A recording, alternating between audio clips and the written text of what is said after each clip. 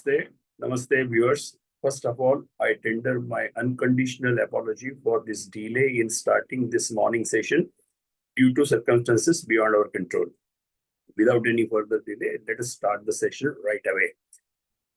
Om Sadashiva Samarambham Shankaracharya Madhyamam Asmadacharya Paryantam Vande Guru Paramparam Gurur Brahma Gurur Vishnu Gurur Devo Maheshwara Guru Sakshat Param Brahma Tasmai Shri Gurave Namaha Vasudeva Sutan Devam Kamsa Chanura Mardhanam Devaki Paramanandam Krishnam Vande Jagadgurum Krishnaya Vasudevaya Haraye Paramatmane Pranatah Kleshanashaya Govindaya Namo Namaha Mukhaṁ Karoti Vacharam Pangum Langayate Girim Yat Krupatamaham Vande Paramananda Madhavam Om Purnamada Purnamidam Purnat Purnamudachyate Purnasya Purnamadaya Purnameva Vashishyate Om Shanti Shanti Shanti Om Asatoma Sadgamaya Tamasoma Jyotirgamaya Mrityorma Amritangamaya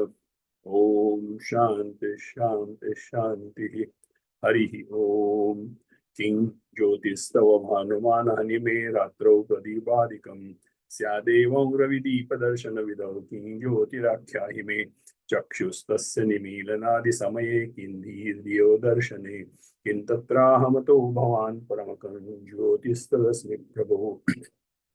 Viewers, today we are privileged to have Mr. Jammalamadaka Suryanarayana to give the lecture on Vedanta in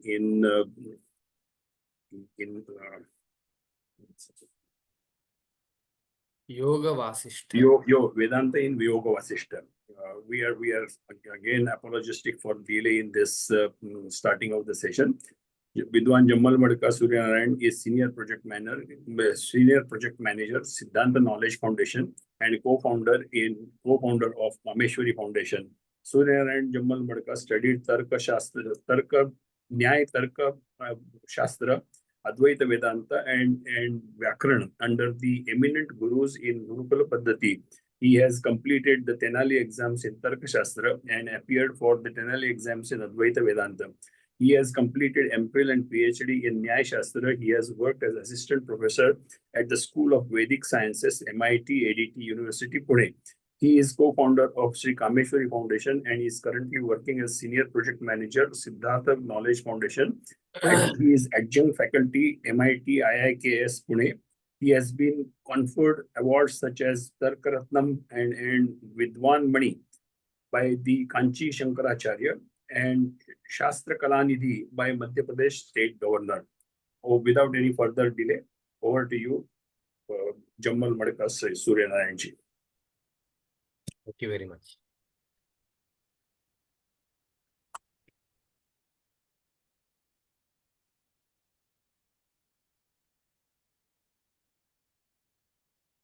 Om Shri Gurubhyo Namaha Harihi Om Namas Sarvebhyaha.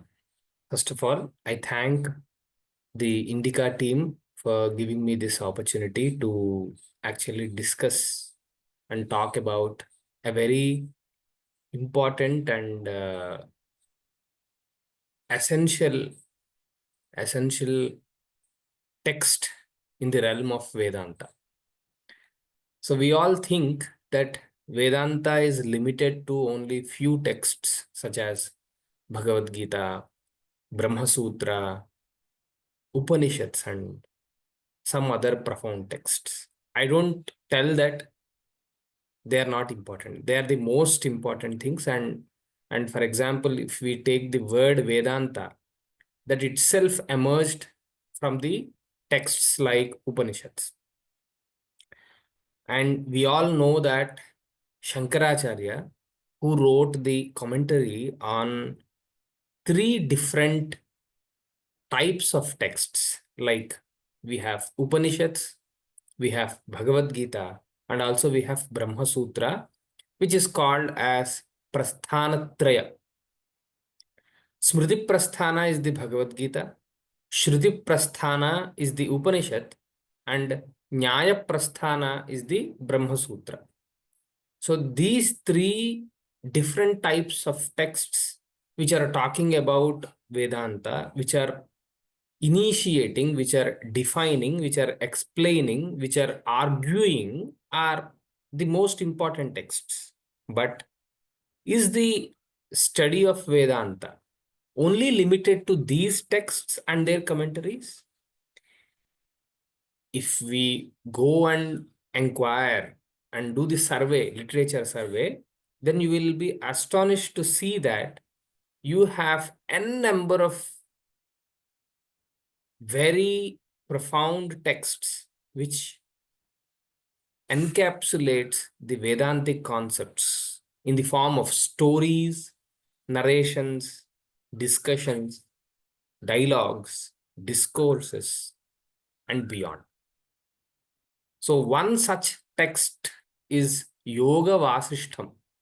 So today I am going to just introduce the text, and my whole and sole purpose is to encourage the viewers and the listeners to inquire themselves, because Yogavasistham is written, even though in Sanskritam, the language is very, very simple. I will tell you the details without further delay. So if you take the word Yogavasistham, we all might get the confusion because in the name itself, you have a word called yoga. Generally, in cataloging also, if you see the catalogs of different libraries also, Yogavasistham is mischiefully placed under yoga in many places. I don't want to take the names now, but Yogavasistham is placed under yoga, one of the six Astika Darshanas.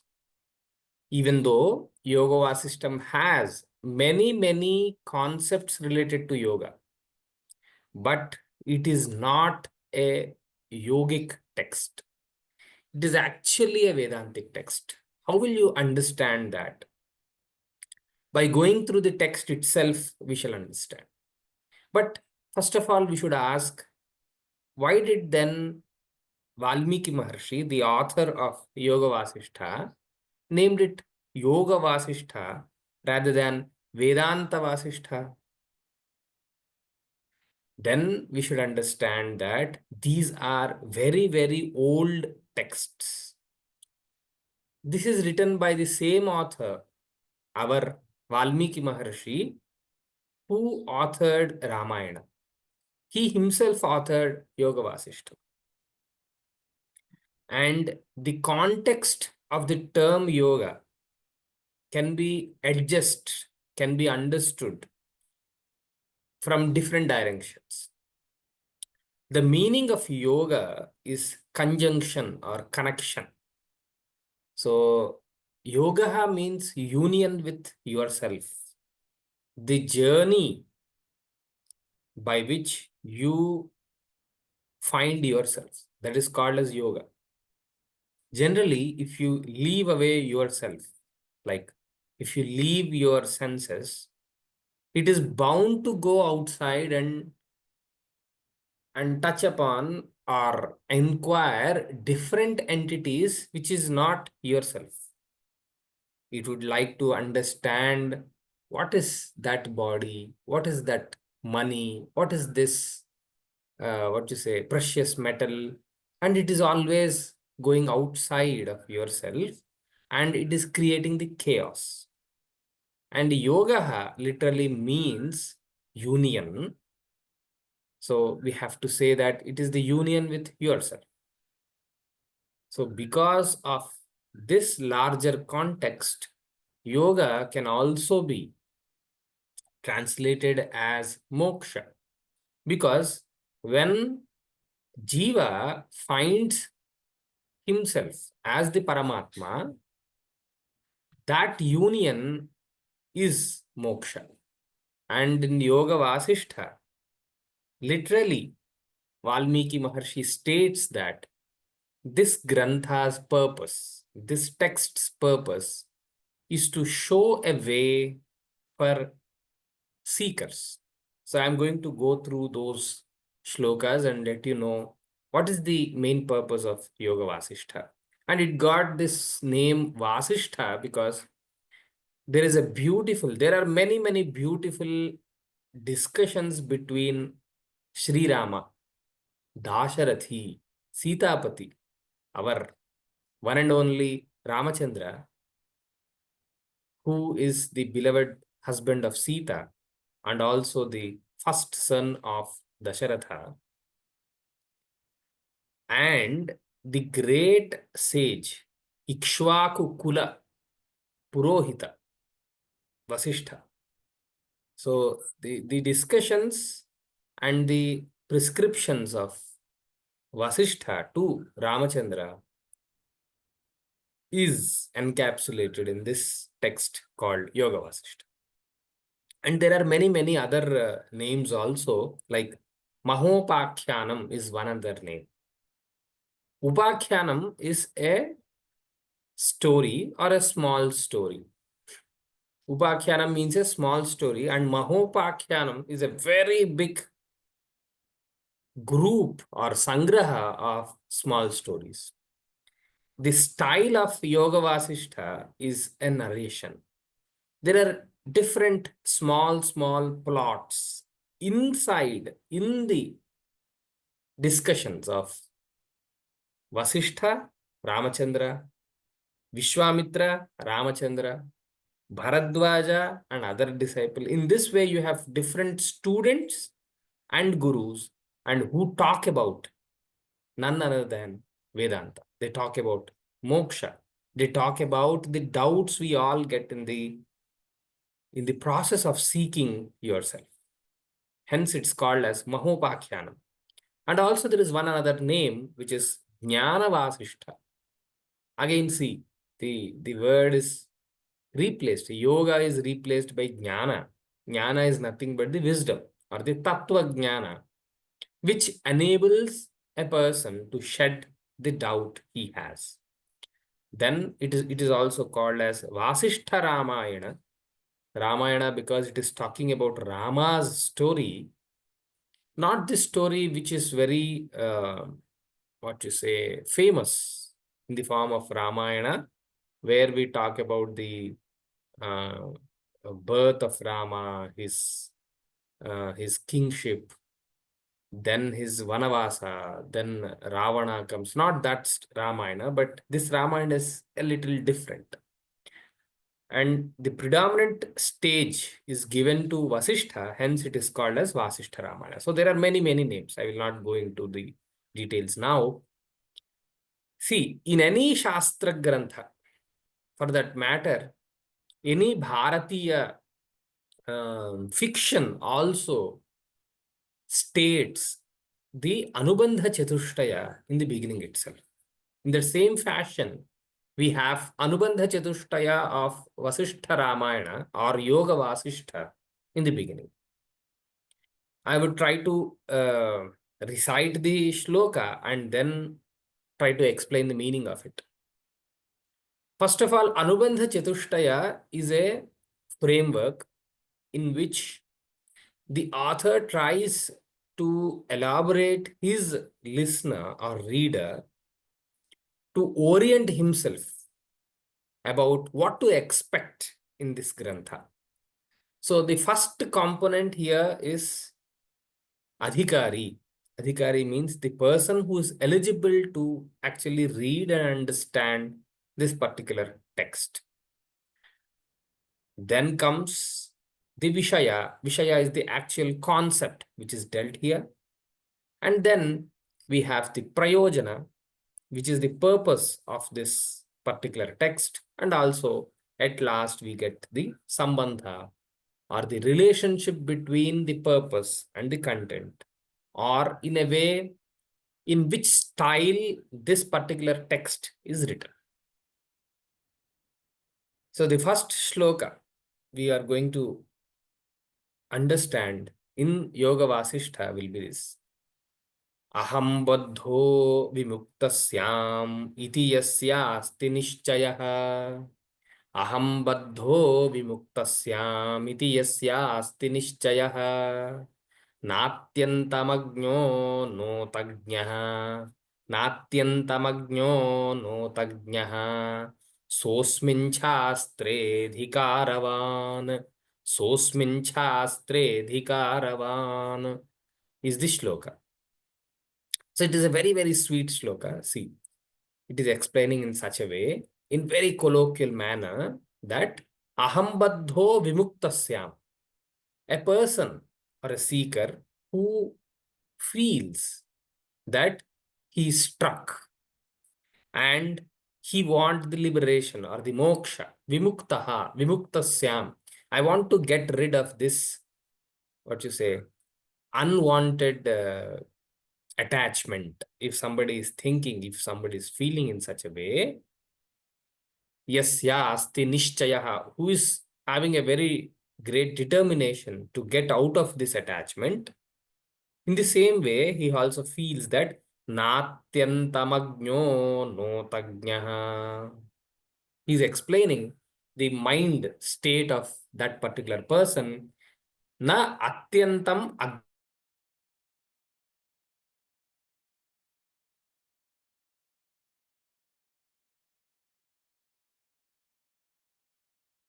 I'm not totally, I'm not a great expert if somebody is feeling in such a way.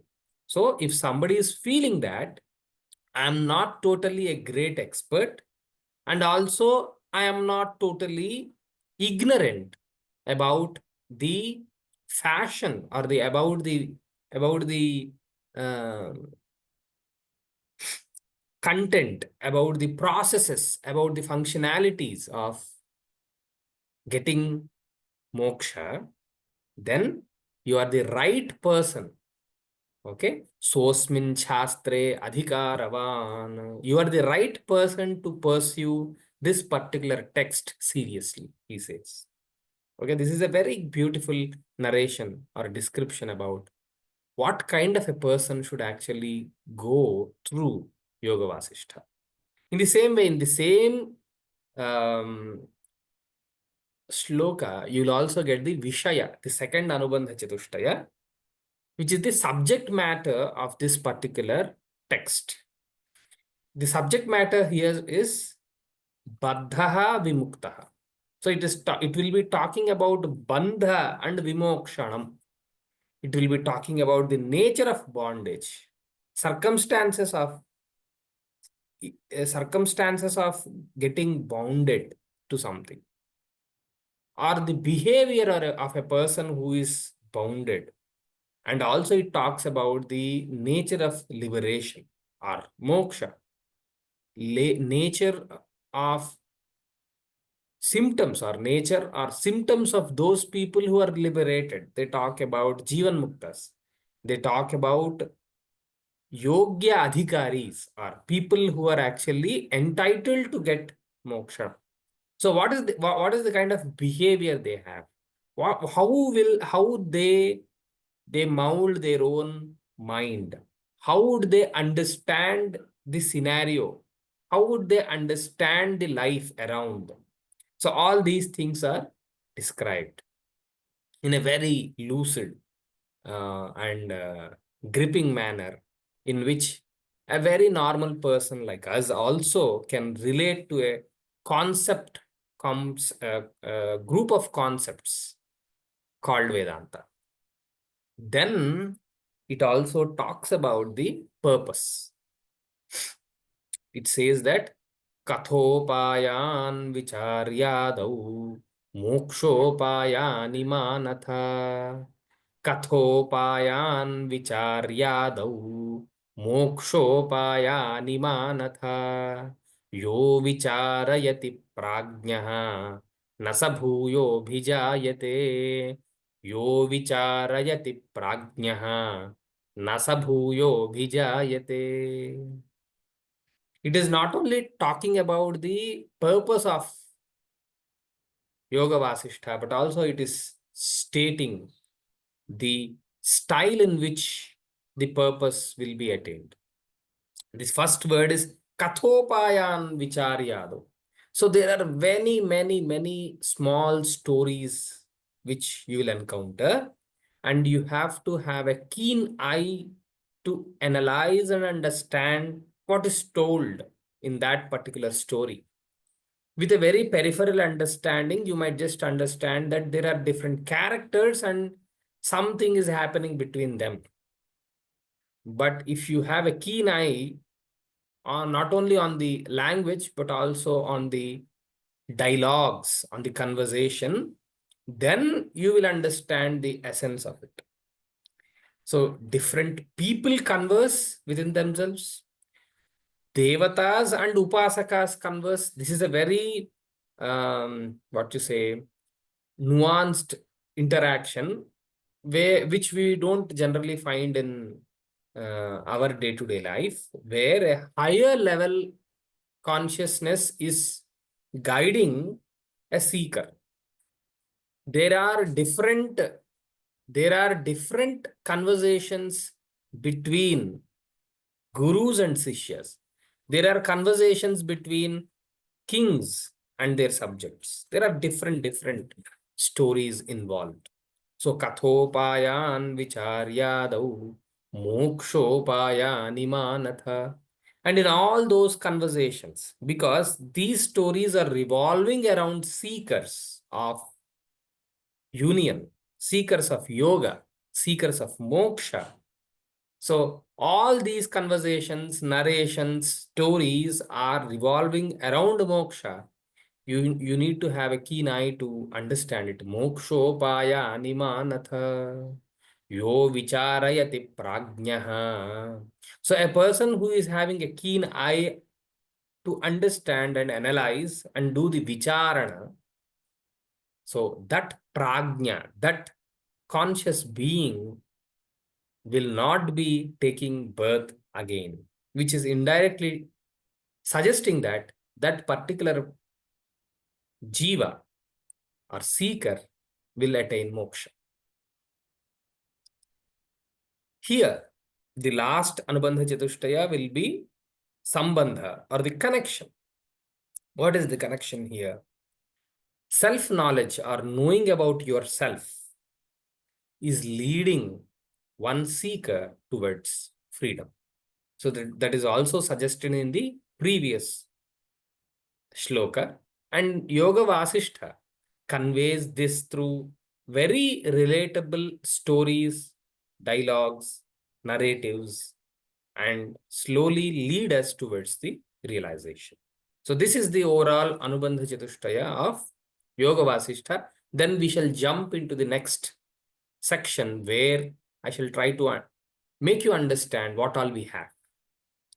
Before we even enter a feast, we understand what all padarthas we have in the menu. Like, what are the starters? What is the main course? What are the desserts we have today?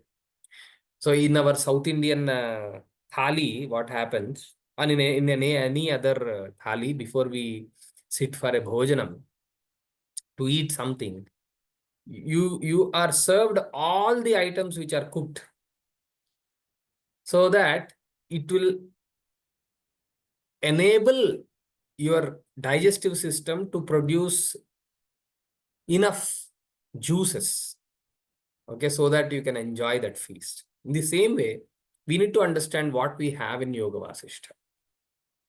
First of all, Yoga Vasishtha starts with a chapter which is related to dispassion, or the opposite to passion, Vairagya. Raga means affection or attraction or association. Raga means desire also.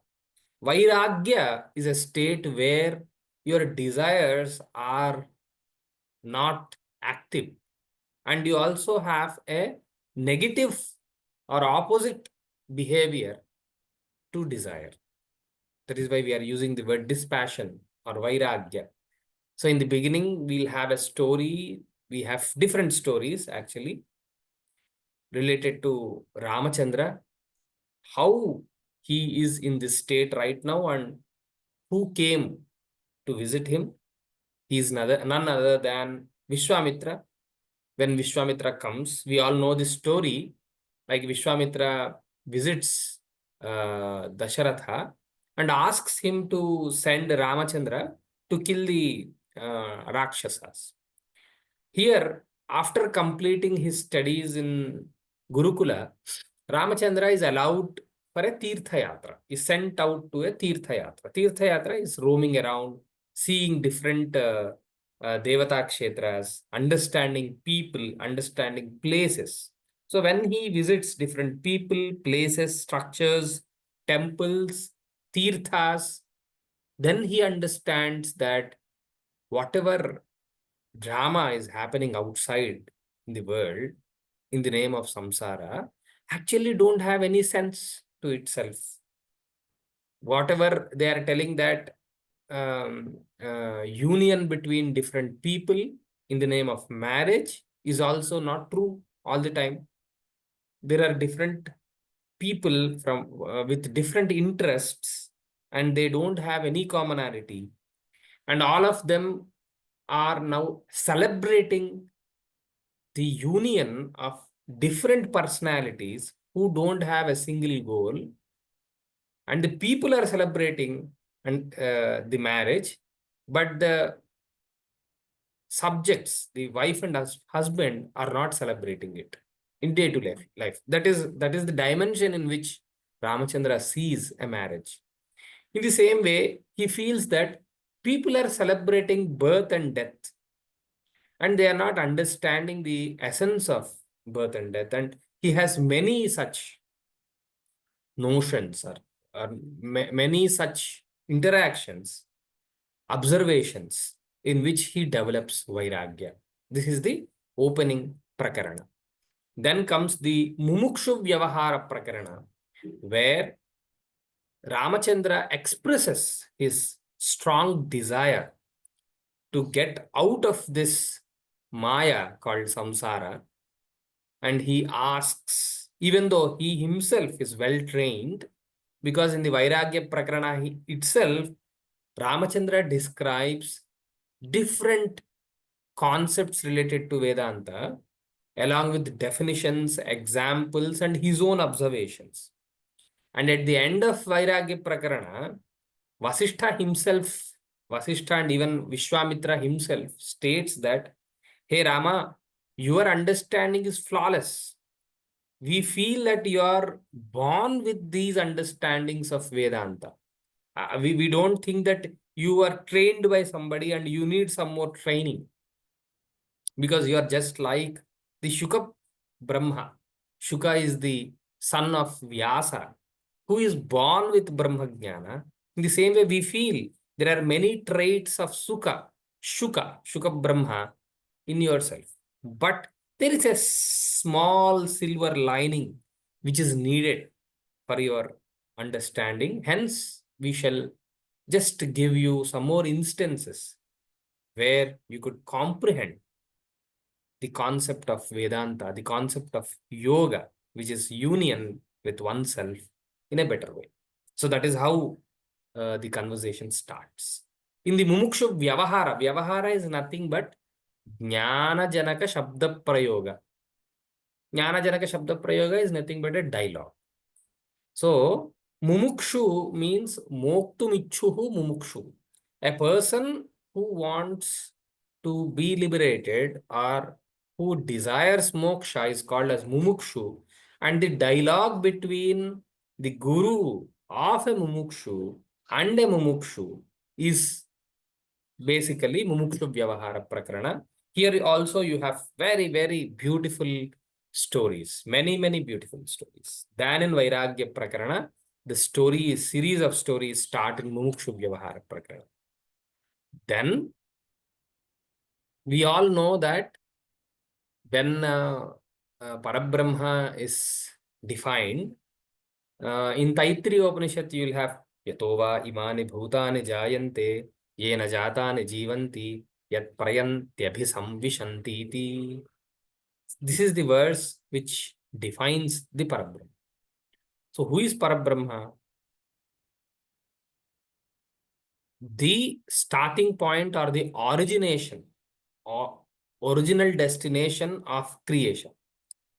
So from where all this universe is created is Parabrahma. And the energy which sustains the universe, the creation, is Parabrahma. And where this universe dissolves is also the Parabrahma. So this is the simplest understanding of Parabrahma, who is the creator, sustainer, and also the destination of dissolvement or nasha, pralaya, also happens into himself. So he is the Parabrahma. So here in the Yogavasishtha also, there are many stories explaining the creation. Because to understand moksha, we need to understand the origin of creation. Till then, we will not be in the path of moksha when we are not understanding Parabrahma. So to understand Parabrahma, Utpatti Prakarana is also detailed here. Utpatti is nothing but the creation. So they talk about different dimensions of creation, different stories elaborating about the creation of this world, where different gurus and sishyas discuss. So the sishyas come with newer doubts, and the gurus clarify them. In the same way, there are beautiful instances where the gurus actually ask questions, leading questions, like they lead the Sishya's mind towards the original understanding. So we need to, if somebody knows a little bit of Sanskritam also, they can venture into the original text itself. You have very beautiful lucid commentaries in different regional languages like Telugu, Kannada, Tamil, Hindi, even English, you have books. So if you read the original shloka, the experience is totally different.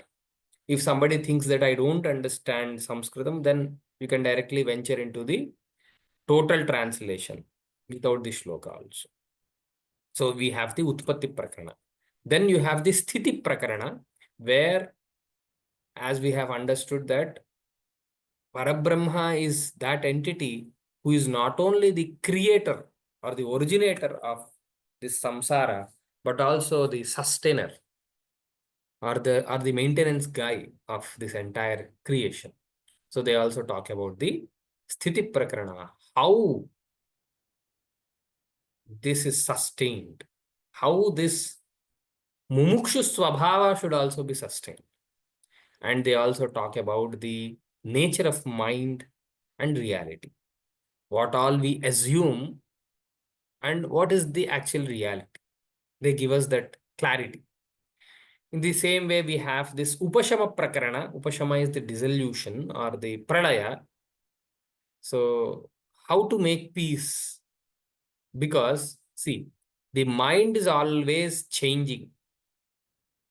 The word given for mind in yoga and other philosophical understandings is chitta vritti. Vritti itself means change. So chitta is for manas. So when manas is changing, that is called, that state is called as chitta vritti. And one of our goals is to make that chitta stable. So it is a very unstable material, just like we have many unstable materials in the chemical world, isn't it? There are many unstable chemicals around us, gases, materials. In the same way, chitta is also very unstable originally. But there is a process in which you can make that stable. Just like you can make mercury also stable. You can solidify mercury when you actually go through a process. In the same way, in the Upashama Prakarana, you are suggested with those processes also. In the same way, at last, the sixth Prakarana is Nirvana Prakarana, where it is actually focusing on liberation. What is liberation? What is moksha? Nirvana is another name for moksha. And this is the longest prakarana, the longest chapter we have in Yogavasishtha. So this is the overall chapters we have in Yogavasishtha. Now we are entering Yogavasishtha with a Mangalacharanam. Yatas sarvani bhutani pratibhanti sthitani cha yatraivopashamayanti tasmai satyatmane namaha. यतः सर्वाणि भूतानि प्रतिभान्ति स्थितानि च यत्रैवोपशमय्यान्ति तस्मै सत्यात्मने नमः. He is doing the namaskara to the Paramatma, and the name given here is Satyatma. Atma means self. So we all relate with ourselves in a different way. I say that I am Suryanarayana, and you might feel that you are Nitin, you are X, you are Y, you are Z. But who is the real yourself? Are you always Suryanarayana? Are you always Nitin, or are you always X, Y, Z? No. There are other, or there is another understanding of yourself. So that understanding is Yatas Sarvani Bhutani Pratibhanti. We have remembered the mantra from Taittiriya Upanishad. Yatova imani bhutani jayante. In the same way, yatas sarvani bhutani pratibhanti. From which we all see the creation or the emergence of creation.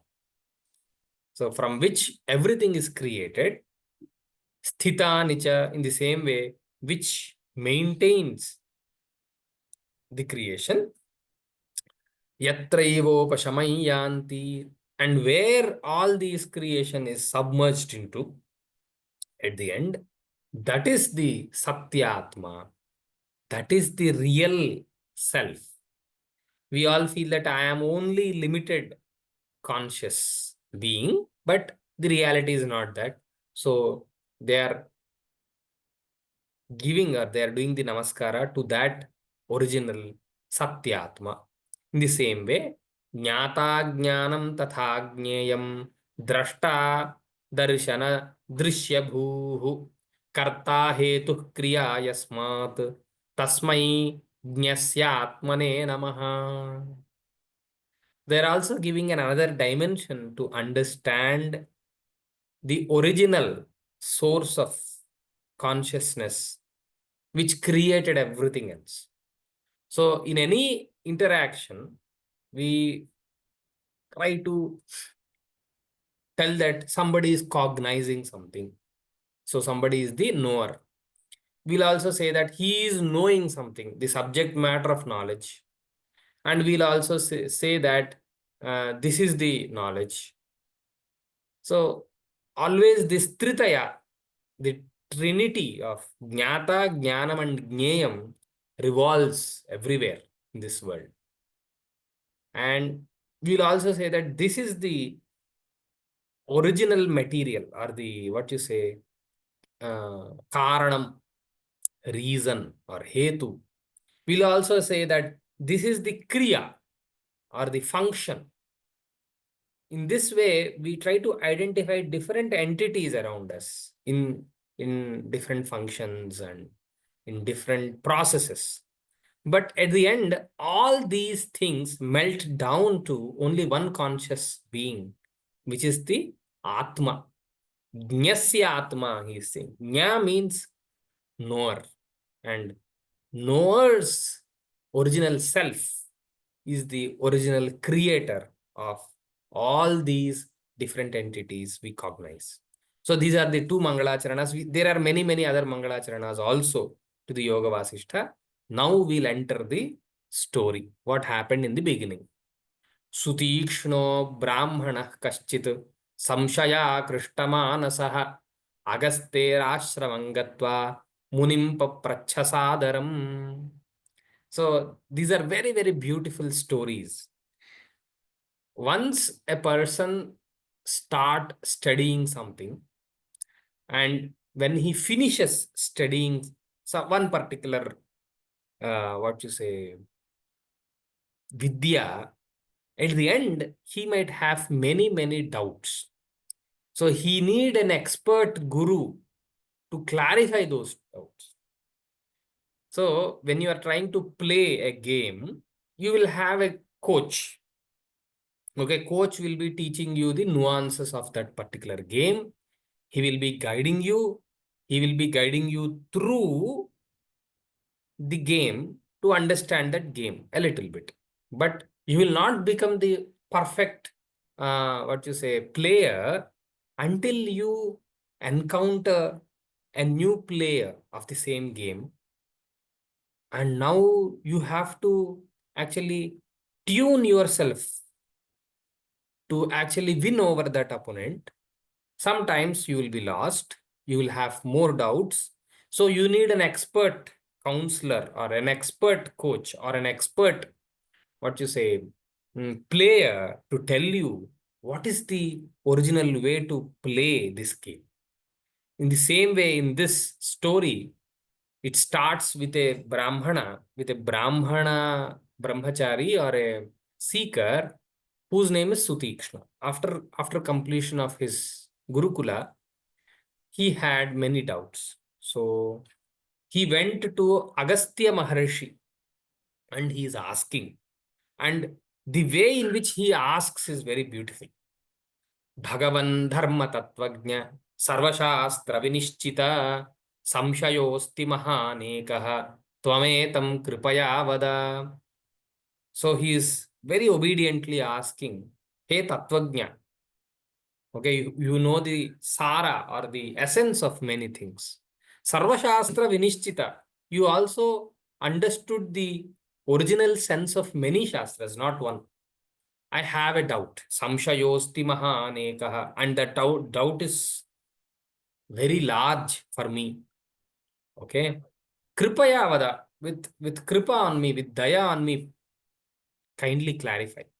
Mokshasya karanam karma jnanam va moksha sadhanam. Mokshasya karanam karma jnanam va moksha sadhanam. Ubhayam va vinishchitya ekam kathaya karanam. He's saying, what is the main source of moksha or the path towards moksha? Is that karma or jnana? Karma, we have to take in the sense like the nitya karma, naimittika karma, kamya karma, all the karma anusthana which is proposed in the first part of Veda. So Veda can also be divided as karma kanda and jnana kanda. So he's asking whether I have to follow the karma kanda because I have now understood or now I am trained in Veda. Not only the first part, but also in the second part, which is called as Jnana Kanda. Now he's having the Samshaya. Mokshasya karanam karma jnanam va moksha sadhanam. Is Jnana. Jnana is the original Tattva Jnana, where they are pondering upon the one original concept, which is Paramatma. So should I only focus on jnana or should I only focus on karma or ubhayam va vinishchitya, or is that a very good combination of the both? I don't know. I'm having a lot of confusion because both of these paths seem very different and very contradictory to each other also. Because in jnana, they say that you have to leave everything and then only you will attain moksha. But in karma, they are telling me to do all damn thing, all nitty-gritties, all details are enlisted. So what should I do? Ekam kathaya karanam. Now you don't push me into the same conflicting zone. Now you have to decide and tell me one thing. In the same way, when Arjuna is having the samshaya, he also asks Krishna Paramatma the same thing. I am also confused. I don't know whether I have to enter the war or not. I'm confused. Try it. Kindly tell me only one thing to do. Don't give me the entire larger picture and tell you have to choose your own way. Don't tell me in that way. I am now in the confusion state. A person who is in confusion, he need a certain consultation.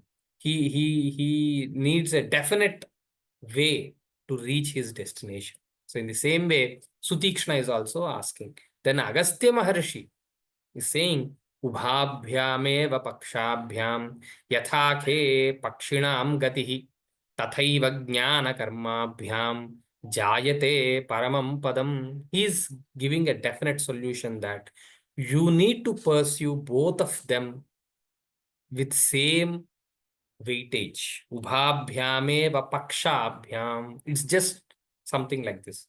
If you take a bird as an analogy, a bird cannot fly with one wing. It needs two wings to actually fly, get the flight. So in the same way, for a seeker to get that seamless flight, simple flight, which eases his or her state of mind, you need to employ both karma and jnana. Yatha khe pakshinam gati. Khe means in the sky. Pakshi is a bird. Okay. Tathaiva jnana karmabhyam jayate paramam padam kevalat karmano jnana nahi moksho bhijayate. With only one wing, a bird cannot fly. In the same way, with only emphasis on karma or jnana, you cannot get the actual flight into that zone. Kintupabhyam bhaven moksha sadhanam tu bhayam viduhu. So my consultation is that you have to take on both karma and jnana. And how to take karma and how to understand jnana, that comes later on. In the same way, Agastya Maharshi now leads Sutikshna into one another story. So the other name we have for Yogavasishtha is Mahopakyanam, a large group of small stories. So now Agastya Maharshi leads us into another story. So there was another learned student called Karunya, and his father's name is Agniveshya. So Karunya actually attended the Gurukula, just like the Sutikshna. And here Agniveshya himself is a great Pandita. His father is also a great Pandita. He returned home and chose to remain silent. Who? The Karunya. He was very silent when he came back. Generally, what happens, whenever students come home once in a while, they will be very, active. They are enjoying different food, destinations, play and other things because they are small kids. Now, after mastering something, he returned home and now he is very silent. He is not performing all his Nitya Karma also. He is not doing his Sandhya Vandana. He is not talking with his mother. He is not going outside and playing with their friends. Seeing this, father is very concerned and he is asking, why are you like this? Why are you not involving yourself in different duties? Why are you in this condition? He asks. Then the Karunya also expresses the similar kind of state. Yavad jivam nityam sandhyam upasayet pravritti rupo dharmoyam shrutya smrutya chachoditaha. Karunya was also trained in the same way, just like our Sutikshna. So while he was being trained in the Karmakanda, he heard a mantra called Yavad Jivamagnihotram Juhuyat, which is suggesting that till you are alive, you have to follow certain Agnihotra rituals. Agnihotra is nothing but a fire karma or fire fire ritual. I don't want to use the word ritual. It is a Agnihotra is a kind of yaga where the grihastha is entitled to do till he is dying. So that is called Agnihotram. So in the Veda, you find this verse like Yavajjivam Agnihotram Juhya. In the same way, you have another Niyamaka Vakya, Aharaha Sandhyam Upasita. Every other day, you have to do the Sandhya Vandanam. And both of these mantras are leading or suggesting an Upasaka towards Pravritti Rupa Dharma. They are pushing him into karma. In the same way, when I go through the Jnana Kanda, there the emphasis is on Tyaga, leaving away something. Nadhane nabhaven mokshaha karmana prajaya nava tyaga matrena kintveke yatayoshnanti cha amritam. So it is suggesting that money, whatever money or wealth you are making, will not lead you to moksha, or the karma, what you are doing, will not lead you to moksha, or your wife or your children will not lead or take you to moksha. Rather, leaving away everything will only pave the path for moksha, is told in the Jnana Kanda. Now, iti shrutyordvayor madhye kim kartavyam maya guro iti sandigdhatam gatva tushnim bhutosmi karmani. Because of this dilemma, now I am having a confusion. Because of this confusion, I am not involved in any daily routine. I am not involved in any nitya karma. I am not doing sandhya vandana. I am not going to temple. I am not attending our guests. I am not interested anywhere. That is why Tushnim Bhuto Osmi Karmani. He is now expressing his own state. Similar state was expressed by Sutikshna. Okay. So now, when Karunya is explaining his own state of mind, then our Agnivamshya, Agniveshya is now narrating a story. See, story is having a story inside its stomach. That story is having another story in its stomach. This is called as Katha Garbhita Katha, Upakhyana Garbhita Upakhyana. So this is how the Yogavasishtha moves ahead. So he is telling a story about an Apsarasa whose name is Suruchi. She's just wandering around and she's enjoying the environment. Suddenly, she finds a Devaduta, a messenger from Indraloka, who is flying freely. And by seeing him, Suruchi stops him and asks, where are you coming from and why are you here? All the purpose and intent of this flight. Then the Devaduta is telling that I am coming to invite King Arishtanemi to heaven as a reward for his tapasya. So this messenger is sent by Indra to Arishtanemi to bring him to Indraloka or the Swarga. Then Suruchi asks, what happened next? Did Arishtanemi agreed to come to Indraloka or not? Then Arishtanemi is a learned person. He had an inquisitive nature towards Vedanta. So he has a training also in the Jnana Marga. Hence, he understood, because of his guru's guidance, that the pleasures in the Swarga are limited. Even though less elevated beings target Swarga, but beings like us who are trained in the Jnana Marga understands the limitations of Swarga, because once you complete the karma which is related to Swarga, you will again come back to Bhuloka or go to Naraka. Hence, this has a limited nature of enjoyment. I don't want to come to Swarga, even though the Lord or the Adhipati of Swarga is inviting me. He says that I don't desire such heaven, which is limited.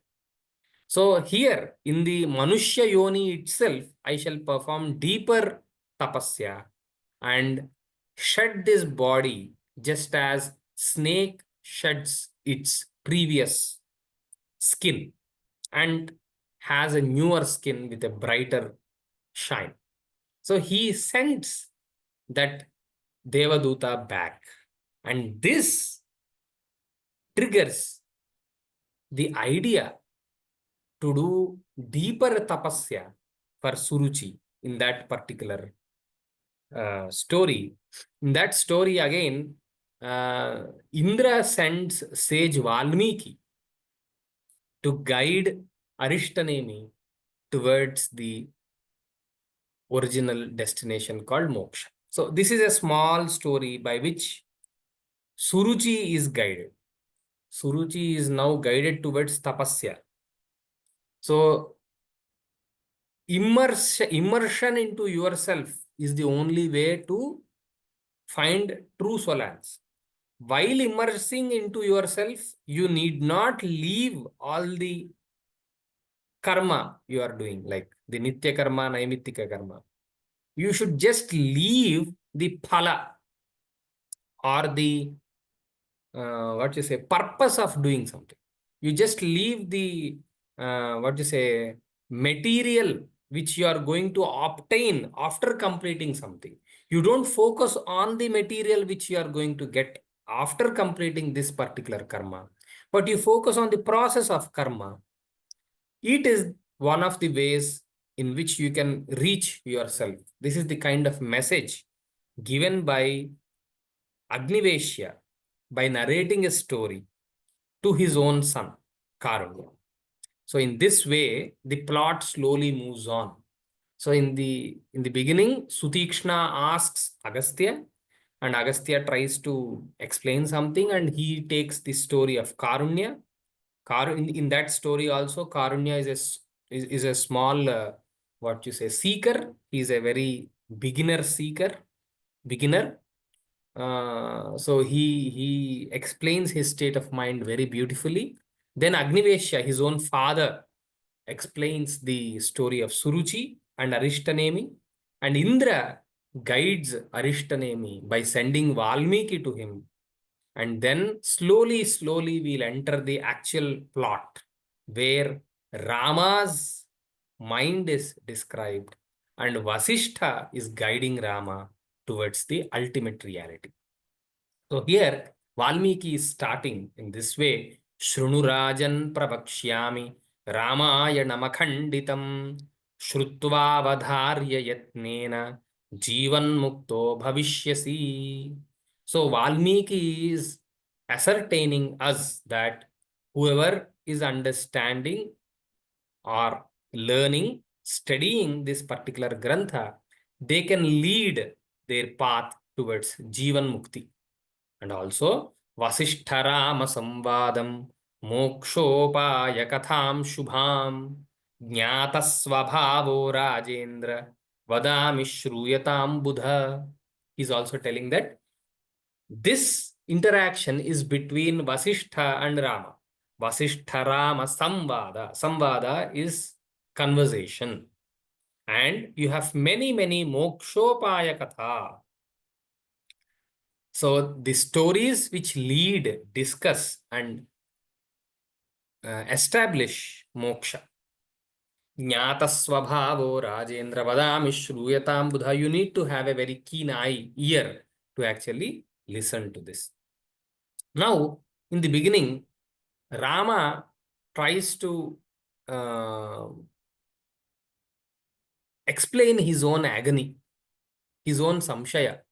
Kinna medam bata sukham yeyam samsara santatihi jayate mriyate loko mriyate jananaya cha. After his completion at the Gurukula, he had this Tirtha Yatra. So by seeing different people, by seeing different places, by seeing different interactions between these people and places, he has a very great vairagya here. Kinna medam batasukham. What is the pleasure in this world? Is asking, in this samsara. Why? Because it is a continuous parampara of janana and marana. Jayate, mriyate, lokaha. Lokaha is nothing but jiva. So people are taking birth and people are dying. And whoever is dying, he is taking birth again. What is the fun in this cycle? I don't understand. He's starting. And this is the parampara of agony. Like, he has many such observations. He has. So next he is saying that ayashalaka sadrishaha parasparamasanginah shlishyante kevalam bhavaha manah kalpanaya swaya. So he also saw many marriages in this journey, and not only marriages but also partnerships. So different people are coming together. Actually, nothing is alike for them. It is just like when you have two different iron rods and you are joining two iron rods just like that. From a far away distance, when you see those iron rods, you might feel that both of them are having a connection. But in reality, two iron rods cannot be connected without we weld actually. The welding has not happened. Only two iron rods came together. That itself is a very, what you say, not lasting, not long lasting connection. It is very fragmented connection which happens, even though they are telling that we both are connected, we both are doing something. This is all the kalpana or the maya of your manas. Manah kalpanaya svaya. But actually, after these relations are happening, lot of quarrel, lot of conflict is happening. And the shanti in the world is not present. This is his own observation. Okay, he is not yet married. He just completed his studies and now he is just understanding. Then he is asking, Asataiva vayam kashtam vikrishta mudha buddhayah murgatrushnam bhasadure vane mugdha mriga iva. He's saying that just like a small baby calf of deer calf, don't know many things. Hence, she goes around the um, uh, Mruga Trishna. Trishna, you can take the oasis, which we have in the desert, where there is just an illusion of water. The water is not there. Just like the small, untrained, tender calf, deer calf, the baby deer goes behind that oasis. Oasis is kind of a mirage where there is an illusion of water. In the same way, the samsara is going around an illusion, he's saying. Okay. So there is no much content in the samsara, he is telling. In the same way, he's also saying, Kim me rajyena kim bhogaihi koham kim idamagatam yanmithyaivaastu tanmithya kasya nama kimagatam. He is now expressing all his agony in one. What is this kingdom? I'm not understanding. What is the reality behind this kingdom? I am not understanding. What is the reality behind the bhoga or the Raja Lanchanas I have, or all the servants, big palaces, large beds, lot of food, and all these things? I don't understand the essence of all these things. Koham kimidam agatam. Who am I and why am I here? I am not understanding anything. He's just expressing himself. And after all this, what you say, Vairagya Prakarana, at the end, there is a beautiful similarity shown about the understandings and observations of Sri Ramachandra and the story of Shuka Parabrahma. Atmodanta samam Rama katyamanamidam maya shrunu vyasatmajodantam janmamananta karanam. O Rama, your explanation and observation of life and beyond suggests and reminds us the story of Shuka Parabrahma, where himself, Shuka, learnt the tattva or the essence of the world in a very tender age by himself. So we are now reminded of Shuka, and you are also like Shuka, and at the end, they say that you just need a small training and channelization of your mind towards the content of Vedanta, towards Moksha. And don't worry, you are in the right path. They affirm. So this is the small journey of Rama towards identifying and experiencing the true nature of himself. In this Yogavasishtha, there are many stories which enable us to relate to the worldly struggles we all are into in our day-to-day life. It also gives us a hope that we all can lead to that enlightened state. And there are many characters like Karunya, Arishtanemi, Ramachandra Parabrahma, all those characters whom we can relate, and the stories. And there are also many definitions, examples, frameworks, processes which are dealt. So I hope for seekers who are in the beginning state, Yogavasishtha is a very great grantha, is a very great text to follow and understand and to seek the actual essence of ourselves. I will try to remember my own guru at the end and end this talk. Om Gurur Brahma Gurur Vishnu Gurur Devo Maheshwaraha Guru Sakshat Param Brahma Tasmai Shri Gurave Namah Shri Gurubhyo Namah Hari Om. Thank you very much for giving this opportunity. Ram Ram. Thank you, Suryanarayan. It was a fantastic exposition of concepts of Advaita Vedanta in Yogavasishtha, taking the assistance of Anubandha Chatushtaya. Baddhosmi Vimukta Syam. What I am and what I want to be is exactly similar to those concepts Ko Bandha, Kathamesha Agataha, Bandh Katham Pratisthasya, Katham Vimoksha, Ko Asau Anatma, Ko Asau Paramatma, and so on. Those are exactly similar to those concepts in Advaita Vedanta. Thank you very much for this brilliant exposition. Viewers, once again, I apologize for the delay caused due to unforeseen circumstances. In the evening, we have yet another session. You are at 7 o'clock, 7 p.m. Indian Standard Time. Please join us. I will conclude the session by chanting Shanti Patha.